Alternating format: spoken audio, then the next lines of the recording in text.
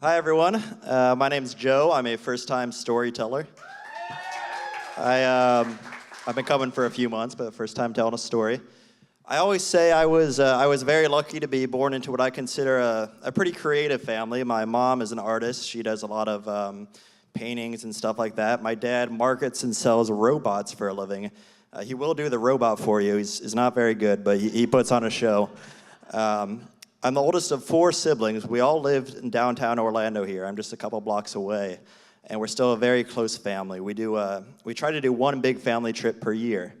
Last year, 2015, we decided for Christmas we were going to spend 4 or 5 days on top of a mountain up in just outside Asheville, North Carolina. We rented a log cabin, and we were spend 4 or 5 nights there. And we grew up in Ohio, Cincinnati.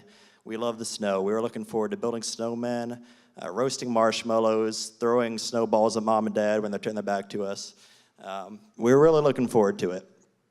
So the morning of December 22nd, mom and dad, who live in Sarasota, a couple hours away, drove up to Orlando, picked all 4 of us up with the family dog. So there were 7 of us in this minivan. We have a big Honda minivan with a camper on top. And we drove up to Asheville, and we were expecting to hit Asheville, 25, 30-degree weather with snow coming down, a picture-perfect kind of snowy paradise scene. We got there about 6 p.m. It was getting dark. It was 50 degrees, cold and raining, one of the biggest thunderstorms they had all year. So we got up there, and we checked the Weather Channel. It was supposed to rain and storm all week, and this is December 22nd, the night we got up there. We get to the foot of this mountain that we're supposed to take this road up on, and we were expecting, a nice paved road with well-lit. This is a vacation rental. We thought tourists go here all the time. It should be easy to get to. I feel disrespectful to roads by calling this thing a road. It was a dirt path, and it was rainy and muddy and dark. It was like we were in the backwoods. This thing was not a road, and we're in this big minivan with all this weight in it. It had all our food and drinks and presents we need for the week. So we start going a few hundred yards up, and it's up and down, and we're going up this steep hill that's 30 or 40-degree angle up, and this minivan, 2-wheel drive. We're not in some off-road vehicle here. So we're going on up, and we're going up this really steep part, and the wheels start losing traction. We can't go up any further.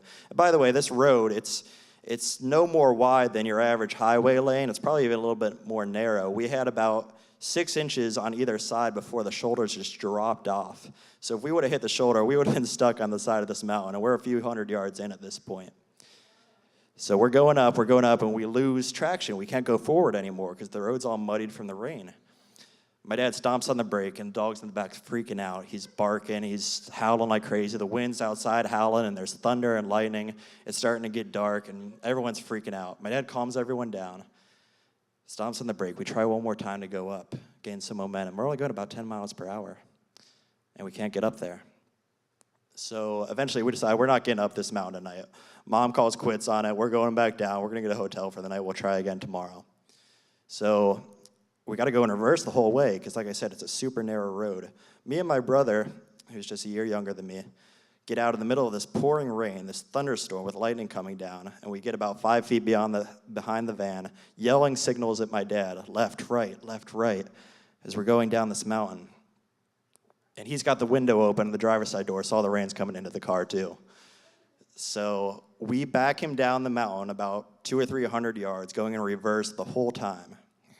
And he did it. He got us down the mountain safe and sound. We were soaking wet, and we got back in, and we found a hotel, a few miles away that we packed up at for the night. The next day, it was December 23rd, we explored downtown Asheville for a little bit. Really nice town, but it was still pouring down rain. There were thunderstorms. We figured there's no way we're getting to this cabin on top of this mountain, this log cabin with breathtaking views. So the next morning, December 24th, Christmas Eve, we decided to spend one more, night there, the night of the 23rd. It was the worst thunderstorm we had seen in the 2 or 3 days we were there. We figured there's no way we're getting up there this week, so we got creative. We threw everything from the hotel back into the car, got in the car about 6 a.m. and drove back to Orlando to my 2-bedroom apartment about 2 blocks away from here. It's 2-bedroom. It's me and my brother. We got there about 6 p.m. My mom hurries up, throws the $150 roast beef that she had got, we were all going to feast on for Christmas Eve, into the oven about 6 p.m. My sister goes out, gets all these Christmas decorations. She gets the lights, the snowflakes. She even gets the little reindeer antlers for my dog and puts the little nose on them.